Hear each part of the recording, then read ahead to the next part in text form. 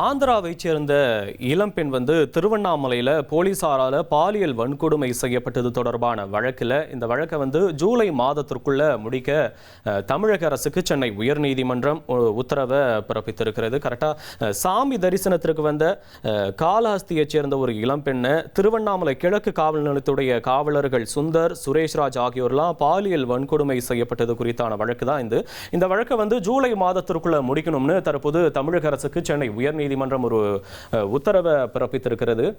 கூடுதல் விவரங்களை செய்தியாளர் சுரேஷ் வழங்க நாம கேட்கலாம். சுரேஷ் வணக்கம்.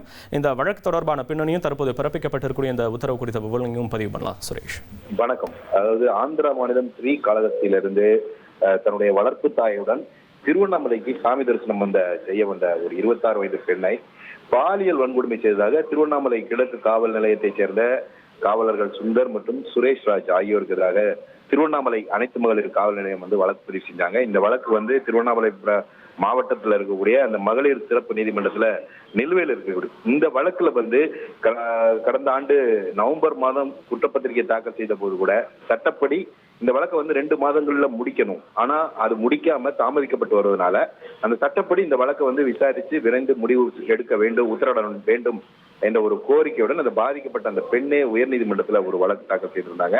இந்த வழக்கு நீதிபதிகள் GR சாமிநாதன் மற்றும் லட்சுமி நாராயணன் அடங்கிய அமர்வுல இன்னைக்கு விசாரணைக்கு வந்த போது காவல்துறை தரப்பில் முன்வைத்த வாதங்கள் என்னன்னா, பெண்கள் மற்றும் குழந்தைகளுக்கு எதிரான இந்த பாலியல் குற்றங்களை இந்த அரசு தீவிரமாக கருதுவதாக தெரிவித்தார்.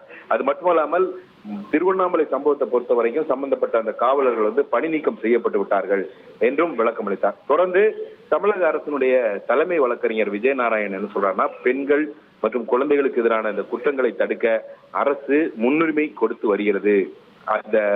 இந்த வழக்குகள்ல விரைந்து நீதி வழங்கும் வகையில எல்லா முயற்சியும் எடுக்கப்பட்டு வருகிறது என்று விளக்கம் அளிக்கிறார்.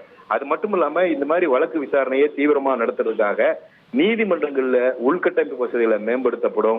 அது மட்டும் இல்லாம மரபணு சோதனை, தடயவியல் சோதனைக்கான ஆய்வகங்கள் அமைக்கிறது உள்ளிட்ட பல்வேறு நடவடிக்கைகள் எடுக்கப்பட இருக்குது.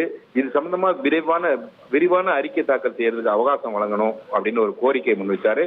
இதை ஏற்றுக்கிட்ட நீதிபதிகள் இந்த வழக்கினுடைய விசாரணையை ஜூன் 22ஆம் தேதிக்கு தள்ளி வச்சிருக்காரு. அதே சமயம் கடந்த ஆண்டு நடந்த அந்த பாலியல் வன்கொடுமை தொடர்பான வழக்கை பொறுத்த வரைக்கும் அந்த வழக்கை விரைந்து முடிக்க வேண்டும். அதாவது ஜூலை 31ஆம் தேதிக்குள்ள இந்த வழக்கை தினந்தோறும் என்ற அடிப்படையில விசாரித்து முடிக்க வேண்டும் என்று திருவண்ணாமலை மகளிர் சிறப்பு நீதிமன்றத்துக்கு நீதிபதிகள் உத்தரவிட்டிருக்கிறாங்க. உங்களுடைய விவரங்களுக்கு நன்றி சுரேஷ். 1,28,00,000 மனங்களை வென்ற தந்தை டிவி யூடியூப் சேனல். தவிர்க்க முடியாத தம்ப்நெயில், கலக்கலான கான்டென்ட்ஸ். நீங்களும் இந்த குடும்பத்தில் இணைய இப்பவே சப்ஸ்கிரைப் பண்ணுங்க. அசுரபலம் கொண்ட எங்கள் டிஜிட்டல் கரங்களில் உங்கள் விளம்பரங்களை சேர்க்க வாட்ஸ்அப் பண்ணுங்க. 8939888378. Email advttv@dttv.in.